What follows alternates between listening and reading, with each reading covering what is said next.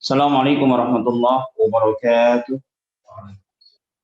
Innal hamdalillah nahmaduhu wa nasta'inuhu wa nastaghfiruh wa na'udzu billahi min shururi anfusina wa min sayyiati a'malina. Man yahdihillahu fala mudilla lahu wa man yudlil fala hadiya lahu. Asyhadu an la ilaha illallah wahdahu la syarika lahu wa asyhadu anna Muhammadan 'abduhu wa rasuluh. يا أيها الذين آمنوا اتقوا الله حق تقاته ولا تموتن إلا وأنتم مسلمون. أما بعد فإن أصدق الحديث كتاب الله وخير الهدي هدي محمد صلى الله عليه وسلم وشر الأمور محدثاتها فإن كل محدثات بدعة وكل بدعة ضلالة وكل ضلالة في النار. اللهم انفعنا بما علمتنا وعلمنا ما ينفعنا وزدنا علما. Ikhwani wa akhwati fillah rahimani wa rahmakumullahu jami'an. Alhamdulillah, kembali kita bersama di hari yang semoga Allah Subhanahu wa taala memberikan barokah kepada kita semua, membahas kitab At-Tauhid yang ditulis oleh Syekh Muhammad bin Abdul Wahhab. Seperti biasanya selalu di awal pertemuan kita berdoa kepada Allah Subhanahu wa taala dengan seluruh nama-namanya yang husna dan sifat-sifatnya yang mulia. Semoga Allah taala memberikan kita taufik untuk dapat mentahqiq tauhid, membersihkan diri kita dari kotoran-kotoran kesyirikan, bid'ah dan maksiat, yang dengannya Allah taala akan masukkan diri kita ke dalam surganya tanpa hisab dan tanpa adab. Pada pertemuan yang telah lalu kita telah membahas bab yang ke-24, yaitu bab yang berbicara tentang sihir. Sebelum kita bahas terkait dengan nusrah, itu pengobatan sihir, terlebih dahulu di sini kita bahas bab yang ke-25, bab yang diberikan judul oleh penulis babu bayani syai'in min anwa'i syihri.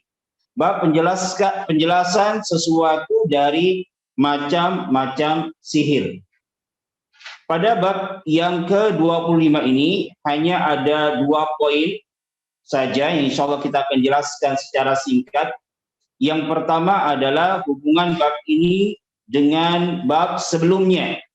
Dan yang kedua adalah penjelasan dari dalil-dalil yang dibawakan oleh Syekh Muhammad At-Tamimi yang menjelaskan bentuk-bentuk sihir, baik sihir ditinjau dari lugah atau sihir ditinjau dari makna secara syar'i. Kita langsung masuk pada poin yang pertama. Ini munasabatu hadzal bab ba'dal bab alladzi qablahu. Hubungan bab ini dengan bab sebelumnya, sebagaimana yang dijelaskan oleh Syekh Shalih Al-Fauzan dalam kitabnya I'anatul Mustafid. Beliau berkata, munasabatu hadzal bab ba'dal bab alladzi qablahu dhahiratun.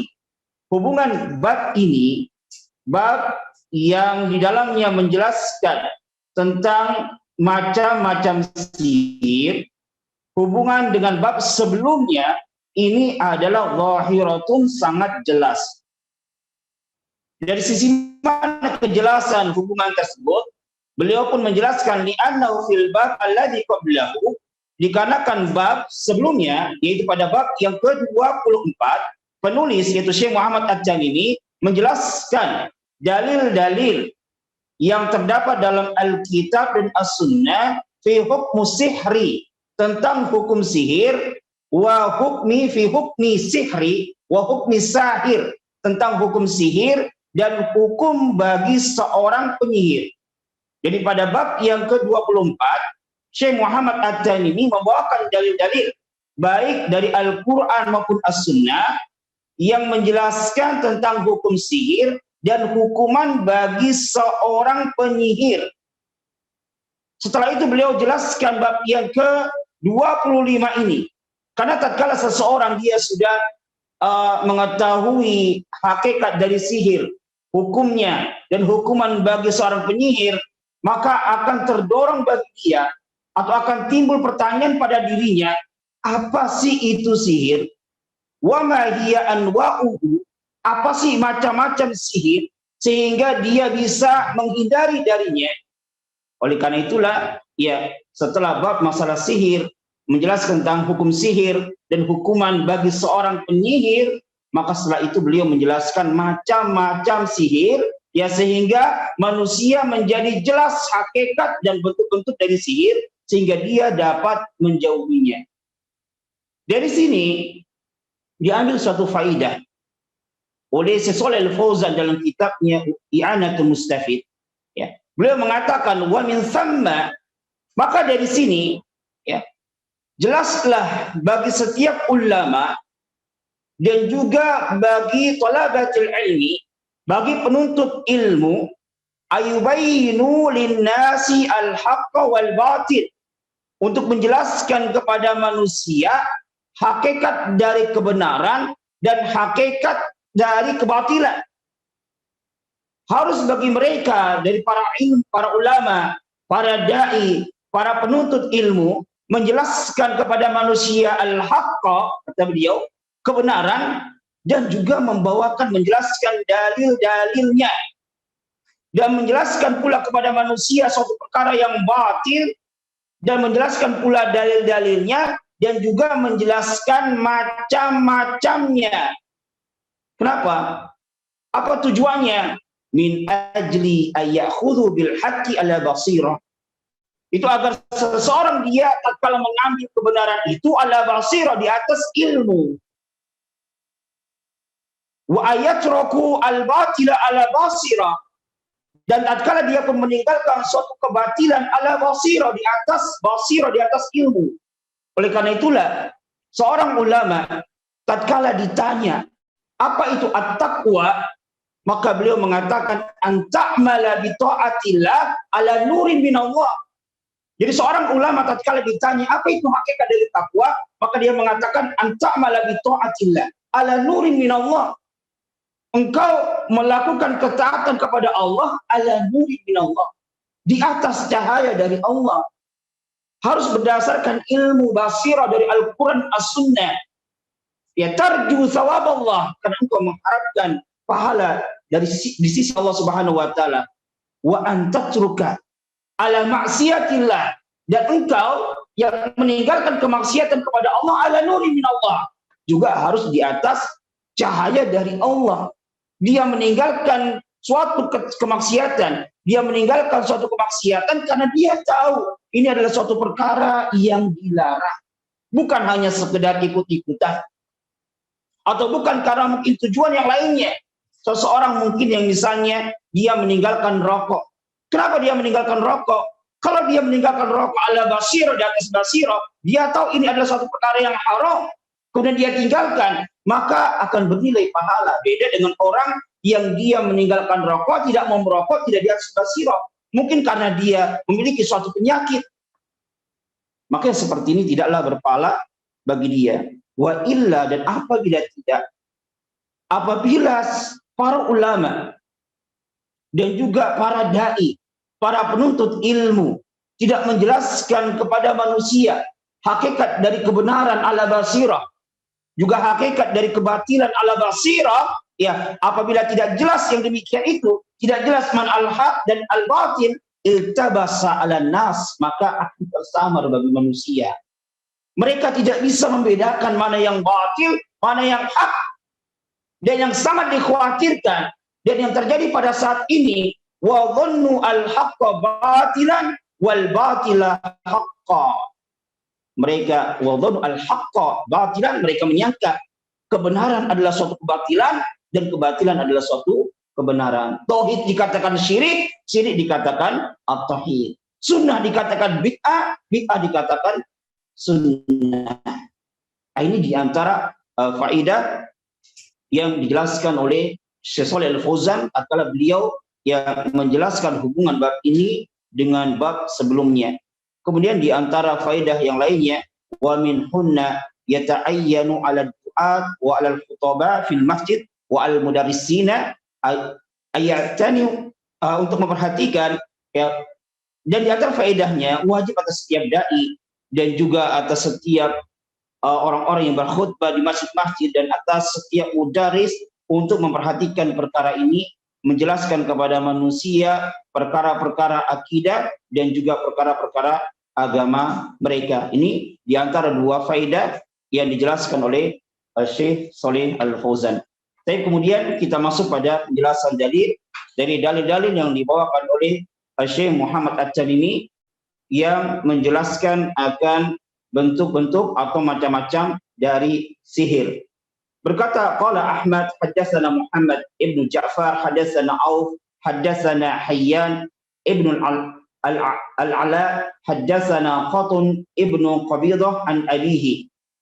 Qatun di sini beliau adalah seorang tabi'in.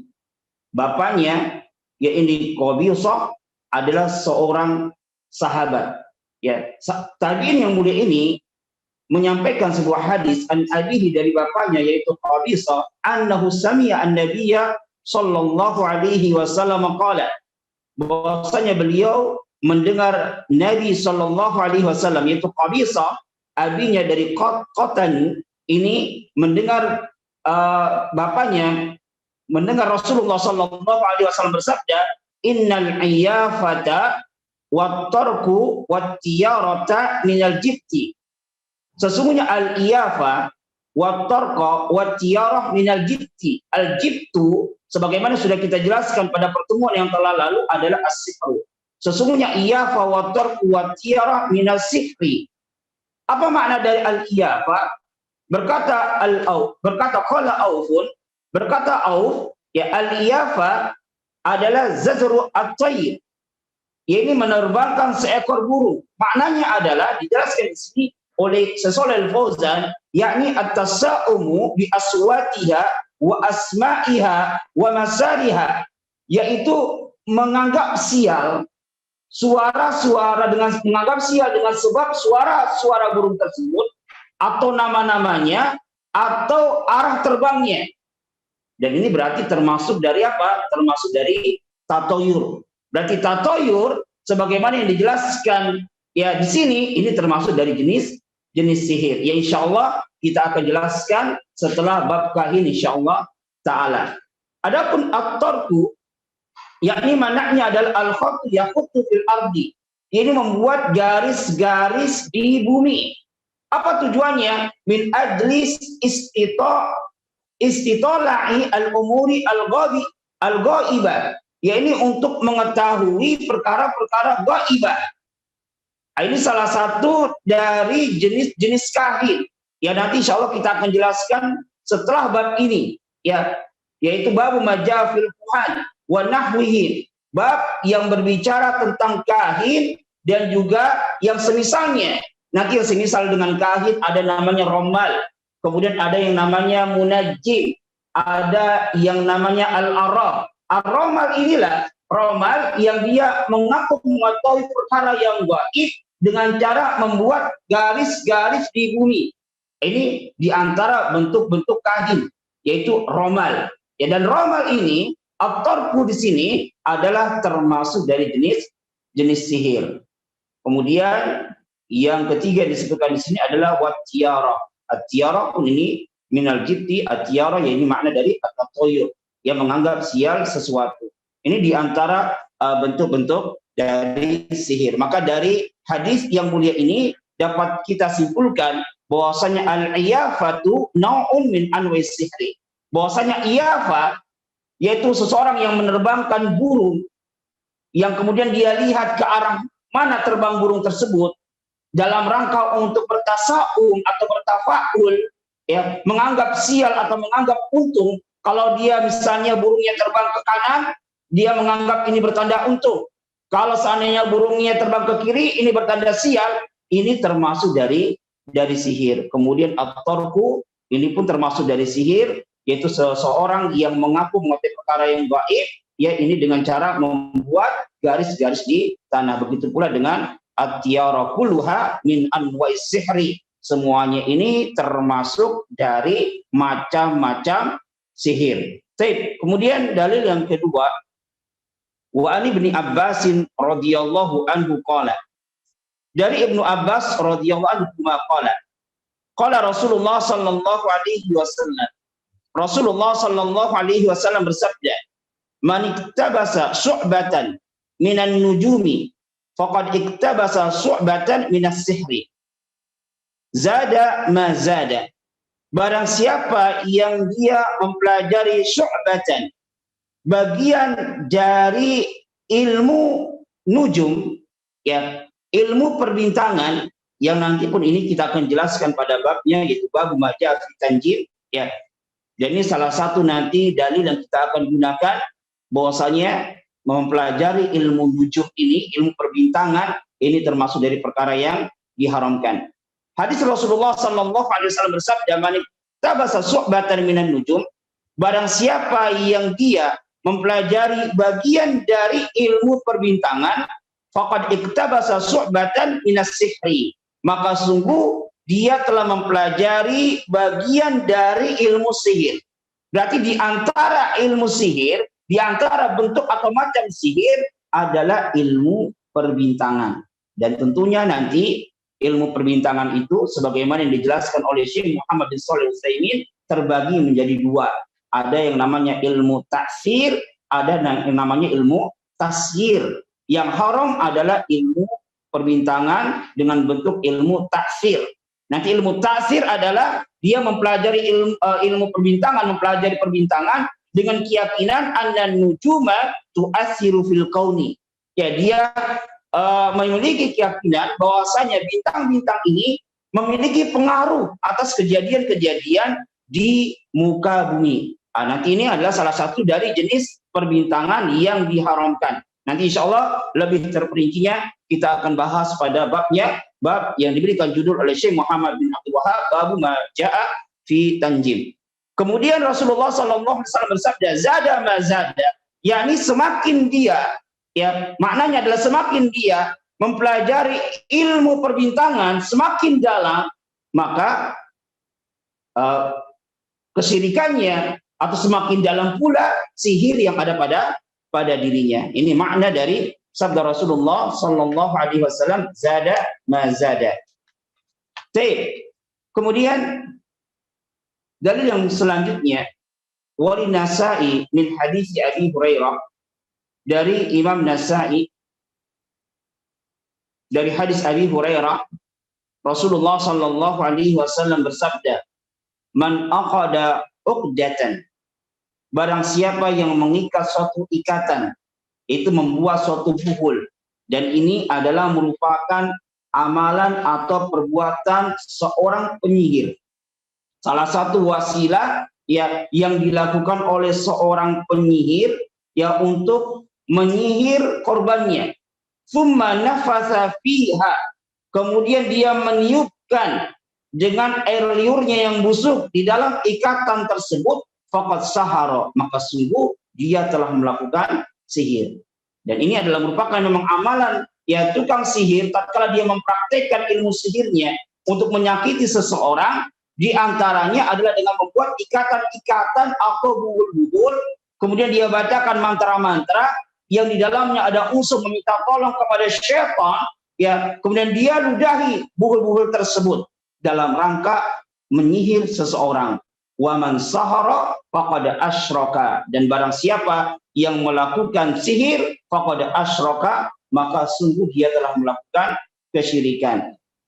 Berdasarkan hadis yang mulia ini, ya berarti Syekh Muhammad At-Tamimi memberikan salah satu macam jenis sihir ditinjau dari sisi syar'i, yaitu hakikat dari sihir yang beliau jelaskan pada bab yang sebelumnya. Kalau pada bab yang sebelumnya, bab yang ke-24, tatkala beliau mengatakan babu maja fi sihri, yang dimaksud adalah jenis sihir yang seperti ini. Ya, hakikat dari sihir yang di dalamnya ada unsur meminta tolong kepada syaitan yang hukumnya syirkun akbar.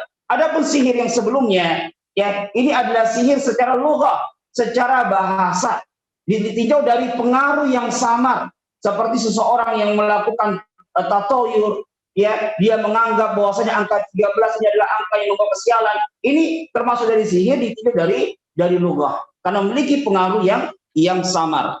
Kemudian Rasulullah sallallahu alaihi wasallam bersabda, "Wa man ta'allaqa syai'an wukila ilaihi," yakni barang siapa yang dia bersandar kepada selain Allah Subhanahu wa taala, maka Allah akan menyerahkan urusannya kepada siapa atau kepada apa yang dia bersandar dengannya. Berarti dia bersandar kepada sesuatu yang dhaif, sesuatu yang lemah, yang tentunya Allah Subhanahu wa taala tidaklah akan menolongnya. Tapi barang siapa yang dia bersandar kepada Allah, wa huwa hasbuh, maka Allah Subhanahu wa taala akan memberikan kecukupan baginya. Sebagaimana firman Allah Subhanahu wa taala, wa may yatawakkal 'ala Allah fa huwa hasbuh. Barang siapa yang bertawakal kepada Allah, maka Allah Subhanahu wa taala akan memberikan kecukupan baginya. Kemudian dalil yang selanjutnya yang dibawakan oleh Syekh Muhammad At-Tamimi yang menjelaskan min anwa'i sihri, dari macam sihir. Dari dalil yang kita akan jelaskan ini adalah sihir ditinjau dari apa? Ditinjau dari makna lugha. Ya, ani bin Mas'udin anna Rasulullah sallallahu alaihi wasallam qala, dari Ibnu Mas'ud bahwasanya Rasulullah sallallahu alaihi wasallam bersabda, ala hal unabbiukum mal adhu, yakni mas-sihru. Al-adhu maknanya adalah as-sihru. Maukah kalian aku kabarkan apa sih itu sihir? Hiya an-namimah, yaitu an-namimah. Qalatu bainan nas, ini memecah belah di antara manusia. An-namimah yaitu mengadu domba.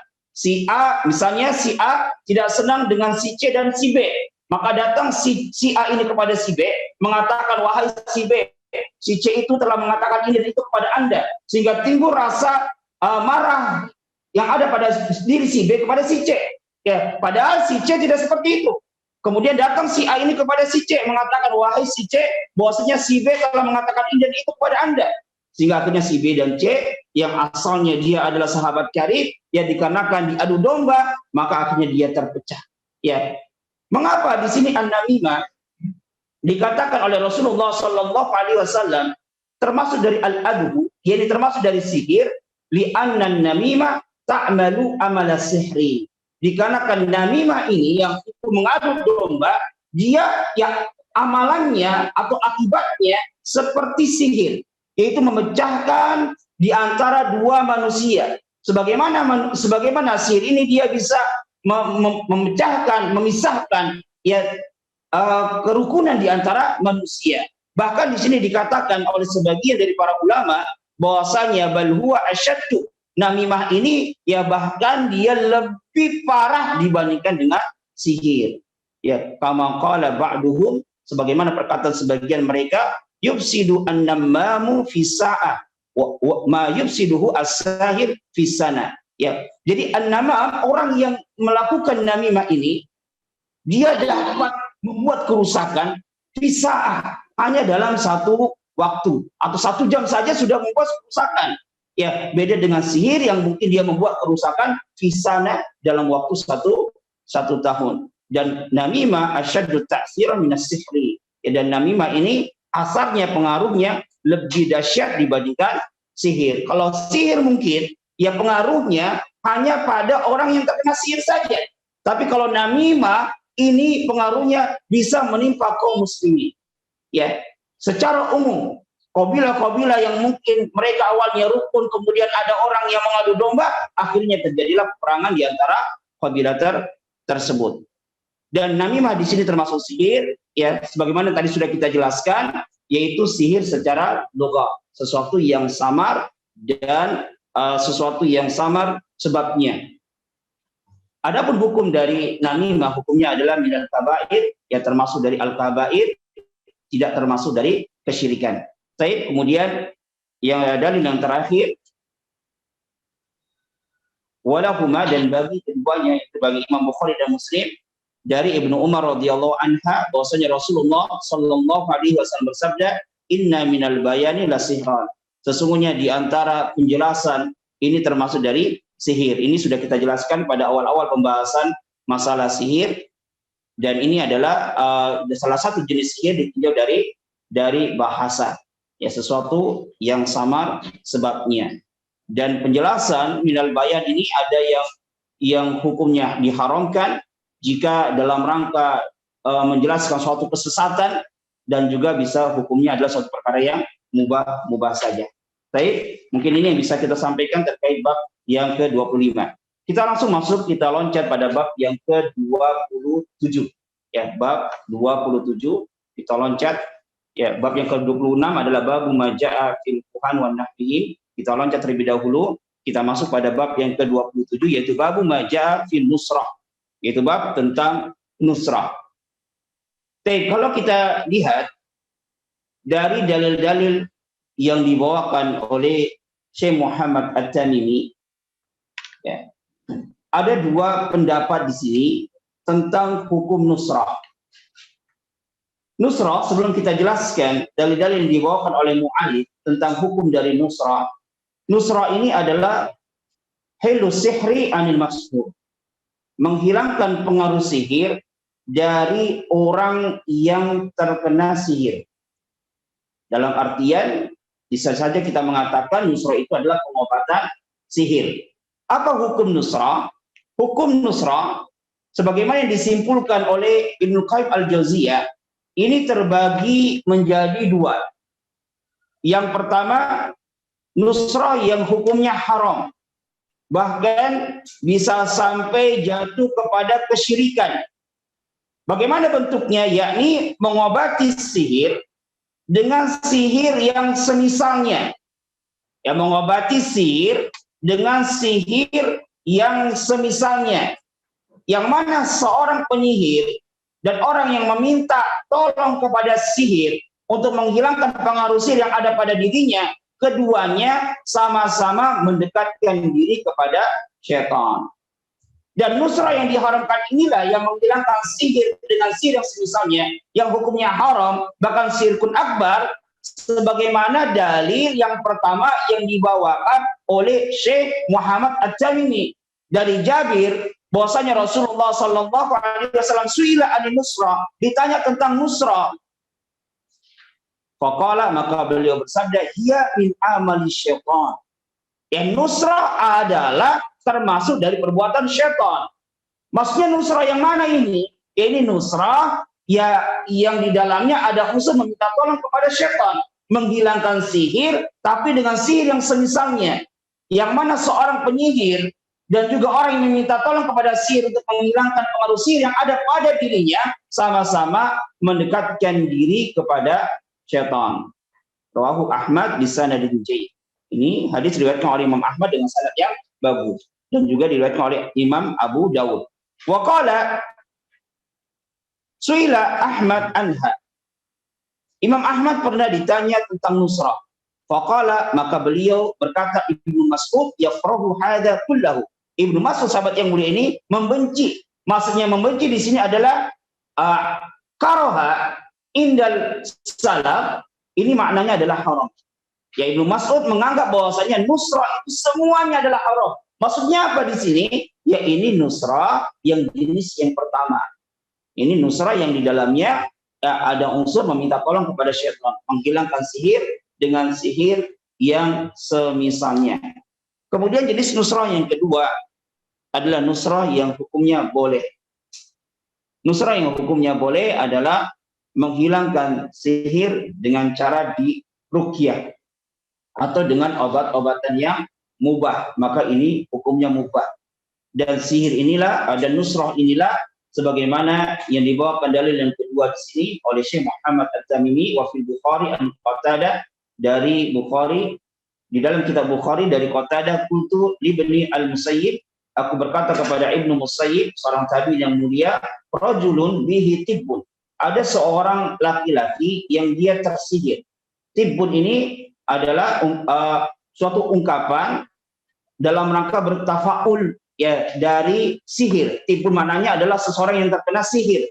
Dinamakan dengan tibbun sebagai bentuk tafaul, agar pengaruh sihir ini ya dapat disembuhkan dengan suatu obat tertentu, yaitu dengan cara diruqyah. Rajulun bihi tibbun, ada seorang laki-laki yang dia tersihir, ya, au yu'khadhu an imra'atihi, yakni dia tidak dapat berhubungan dengan istrinya. Ayuhallu anhu au yunsar, boleh enggak dia ya melakukan diobati, dihilangkan pengaruh sihir tersebut dengan nusrah? Qala, maka Ibnu Musayyib mengatakan, la ba'sa bihi, innama yuriduna bihi al-islam, fa amma ma yanfa'u falam yunha anhu. Tidak mengapa dengannya. Tidak mengapa nusrah itu mengobati sihir, la ba'sa, tidak mengapa. Sesungguhnya mereka menginginkan kebaikan, dan sesuatu yang bermanfaat tentunya tidaklah dilarang atasnya. Maka apa yang dikatakan Musayyib di sini maksudnya adalah nusrah yang hukumnya mubah, yaitu dengan cara diruqyah, ya.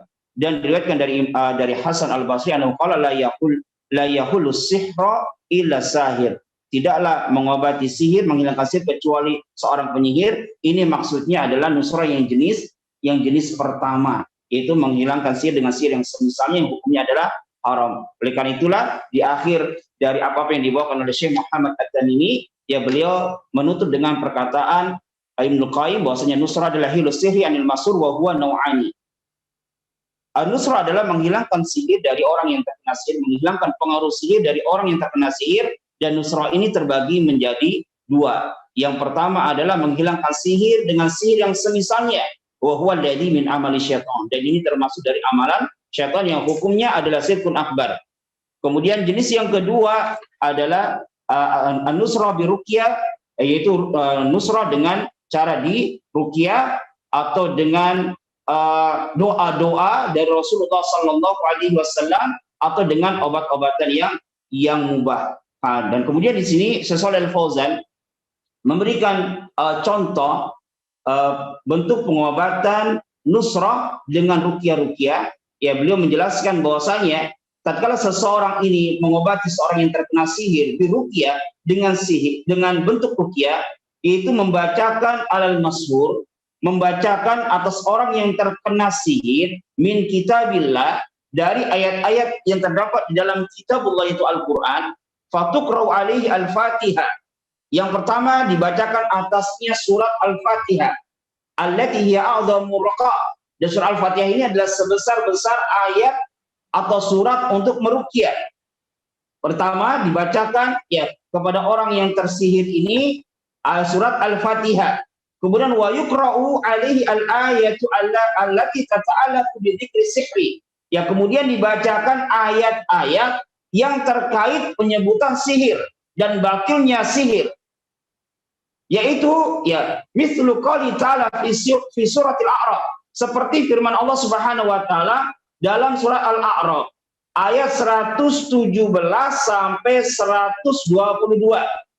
Nah, ini salah satu bentuk model pengobatan sihir, itu dengan cara meruqyah. Caranya adalah dengan membacakan ayat-ayat dalam kitabullah terhadap orang yang terkena sihir. Yang pertama dibacakan surat Al-Fatihah, yang kedua dibacakan ayat-ayat yang terkait dengan sihir dan batinnya sihir. Di antaranya beliau menyebutkan adalah surah Al-A'raf ayat 117 sampai 122. Kemudian surat Yunus ayat 82. Kemudian min surati Toha, surat Toha ayat 70. Ya, ayat 70. Sahih. Yaqra'uha ar-raqi 'alal masur biqalbin hadirin. Hendaklah orang yang meruqyah membacakan ayat-ayat tersebut atas orang yang tersihir biqalbin hadirin, dengan hati yang khusyuk, yang hadir. Kemudian wa tawakkala 'ala Allah, dan dia bertawakal hanya kepada Allah. Kemudian dia berbaik sangka kepada Allah, dan dia meyakini annallah yasfi hadzal marid, dia meyakini bahwasanya Allah pasti akan mengobati atau menyembuhkan orang yang terkena sihir ini. Begitu pula atas orang yang tersihir.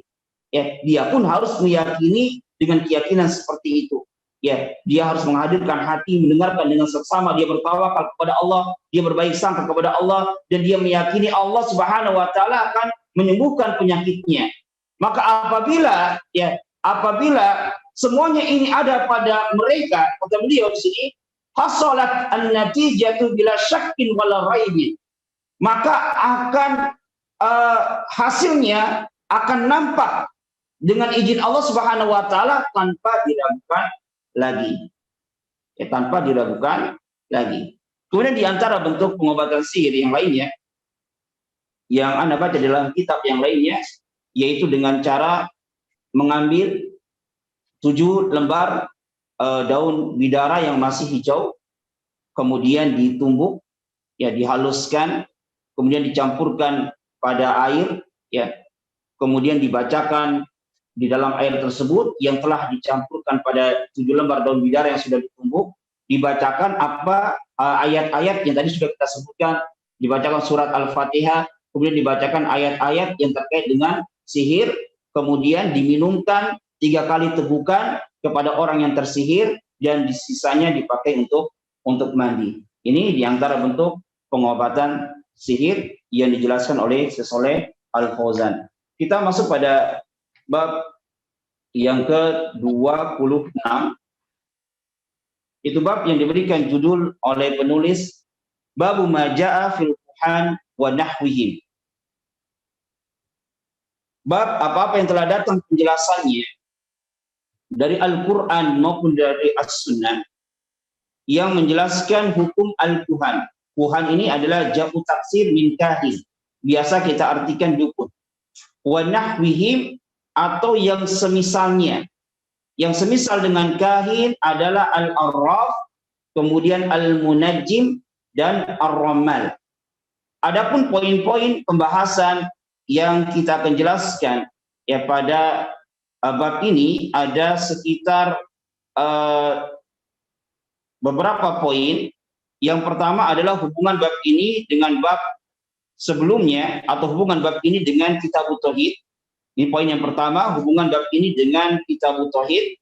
Kemudian poin yang kedua adalah penjelasan makna dari kahin dan semisalnya. Kemudian poin yang ketiga adalah hukum mendatangi dan bertanya kepada kahin berdasarkan dalil-dalil yang dibawakan oleh penulis Syekh Muhammad At-Tamimi.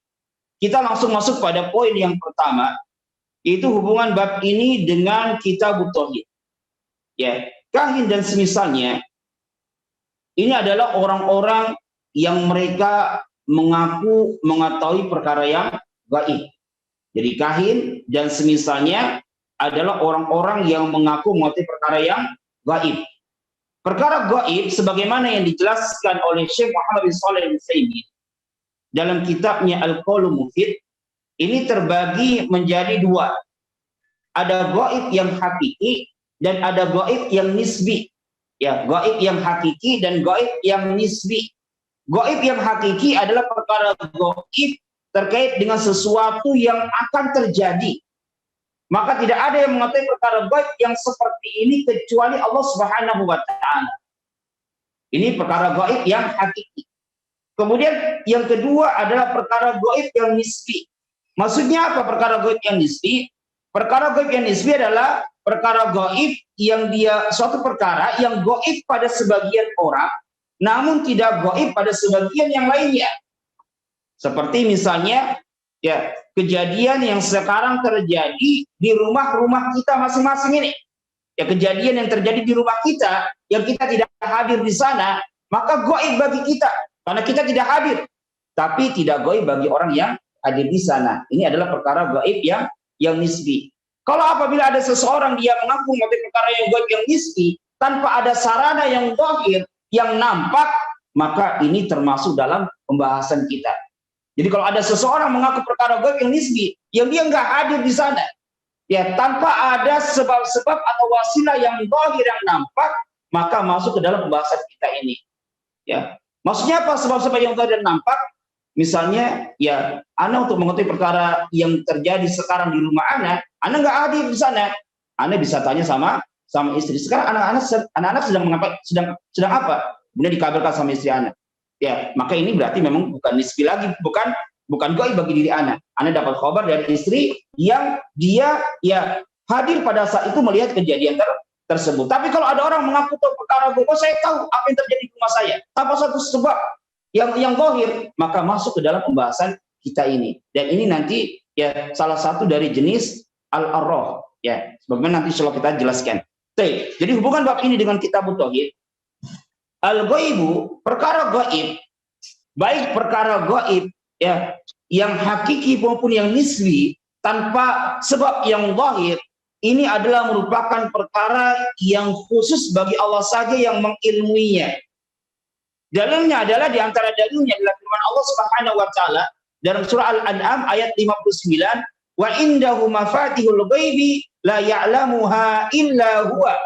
Dan di sisinya lah kunci-kunci perkara yang gaib dan tidak ada yang mengetahui perkara gaib tersebut atau kunci-kunci perkara yang gaib tersebut kecuali Dia, yaitu Allah Subhanahu wa taala.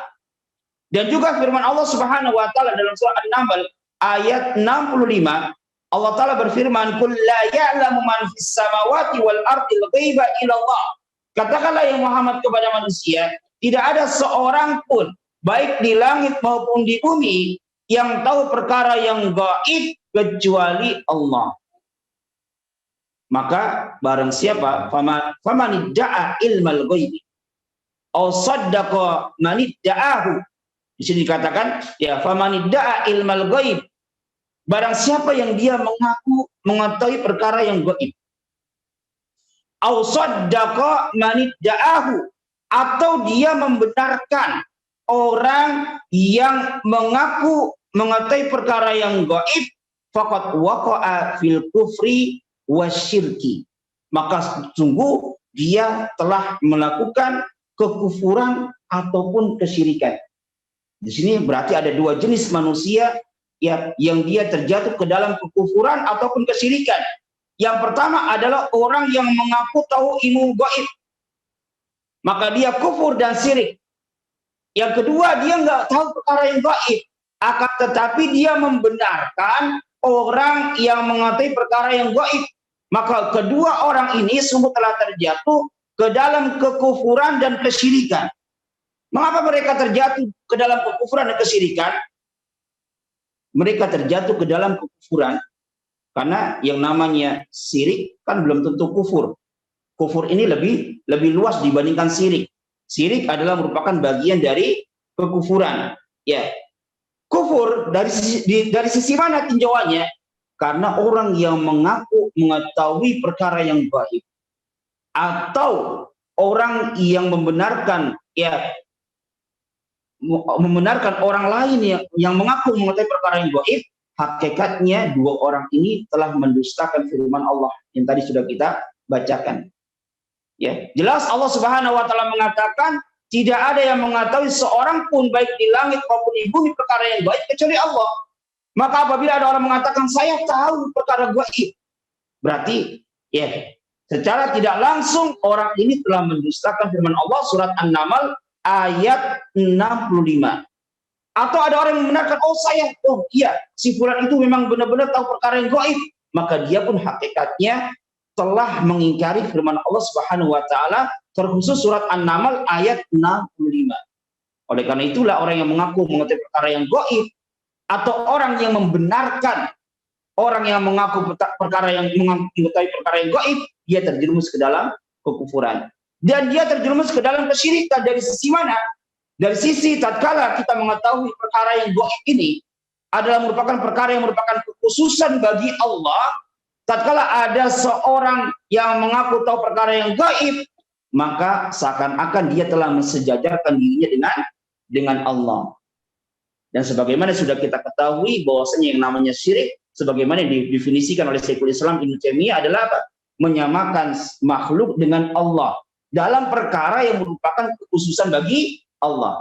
Syirik adalah dia mensejajarkan atau menyamakan makhluk dengan Allah dalam perkara yang merupakan kekhususan bagi Allah. Tatkala dia mengaku tahu perkara yang gaib, maka berarti dia telah mensejajarkan dirinya dengan Allah dalam perkara yang merupakan kekhususan bagi Allah, yaitu mengetahui perkara yang gaib. Kita langsung masuk pada poin yang kedua, yaitu penjelasan makna tauhid dan semisalnya yang ana ambil dari kitab At-Tauhid Al-Muyassar. Di sini dijelaskan tentang makna dari kahin dan semisalnya.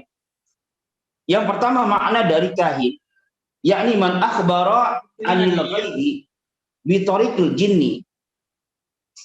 Makna dari kahin adalah seseorang yang mengabarkan perkara yang gaib, terkhusus perkara gaib yang akan datang dengan bantuan dengan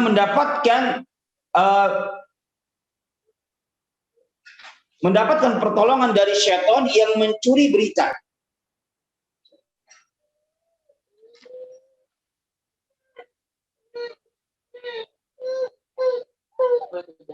Wa alladhi yadda'i ilmal ghaib fil mustaqbal wa ya'khudhu an mustaqbil sahih. Itu orang yang mengaku mengetahui perkara gaib yang akan datang Ya, itu dengan mengambil dari syaitan sang pencuri berita. Ini namanya kahin. Jadi kahin ini adalah orang yang mengaku mengetahui perkara yang gaib yang akan datang dia. Jadi gaib yang apa? Yang hakiki. Ya, dari mana dia mendapatkan perkara gaib tersebut? Yaitu dengan bantuan atau dia mendapatkan dari syaitan sang pencuri berita. Yang sudah kita jelaskan pada pertemuan-pertemuan yang telah lalu tatkala kita bahas tentang batilnya peribadatan kepada selain Allah Subhanahu wa taala, bagaimana proses ya pencurian berita dari atas langit. Kemudian yang kedua adalah arraf.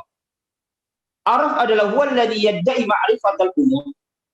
Arraf adalah orang yang mengaku mengetahui perkara yang gaib dengan tata cara tertentu, yastadillu biha 'alal masruki wa makanid dhalati wa nahwi dzalika. Yang dia berdalil dengan tata cara yang dia lakukan tersebut untuk mengetahui sesuatu yang dicuri atau mengetahui sesuatu yang hilang.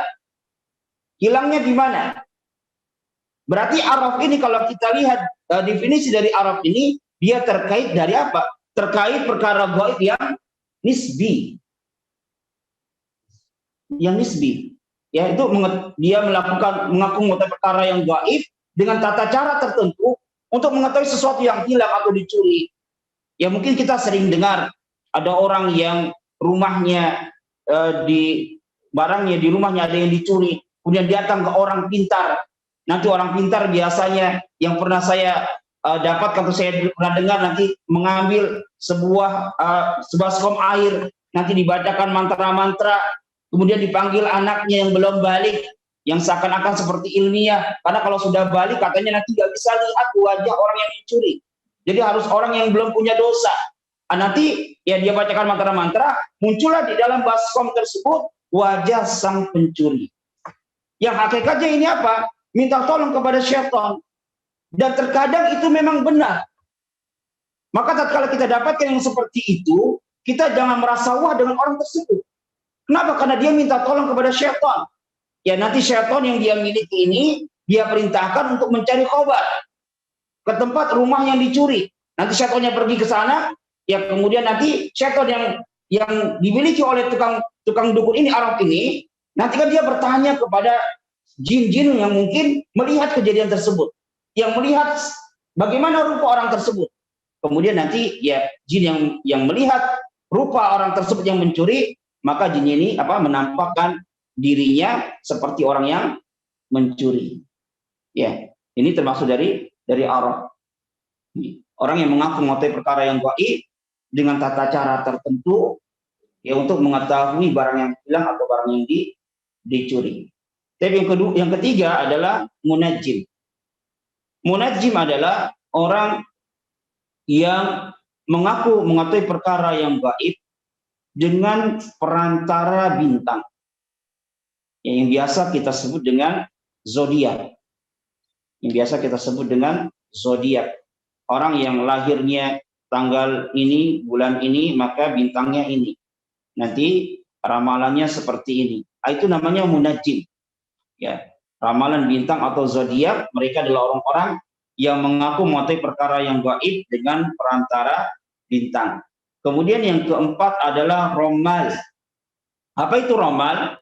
Romal adalah orang yang mengaku mengetahui perkara yang gaib bitorikil hatti yakhuttu fil ardi. Sebagaimana tadi sudah kita jelaskan, itu orang yang mengaku mengetahui perkara yang gaib dengan cara membuat garis-garis di tanah atau dengan membaca telapak tangan, garis-garis pada telapak tangan. Maka ini namanya adalah romal. Ini penjelasan makna kahin dan semisalnya. Sudah jam berapa Mas? Jam